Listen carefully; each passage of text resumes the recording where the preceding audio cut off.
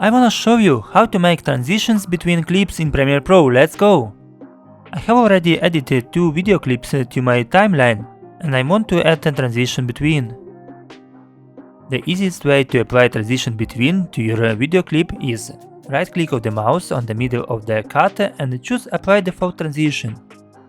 By the default, Premiere Pro will place a cross dissolve on your video track. But in case if you like a different type of transition, you can swap it out using the Effect panel. If you don't see the effects, just go to the Windows menu and select Effects from the list to bring it into view. Once you have the Effects panel, expand the Video Transition section. Here you will see a variety of built transitions you can choose from. Find one that you like, then click and drag it onto the cut between your clips.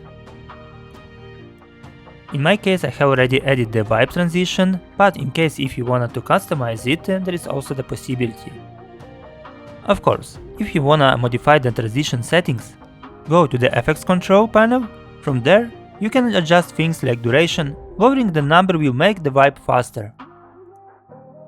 You can also change the duration the vibe moves by clicking the arrows around the preview box. Perfect, everything is ready, let's see the result.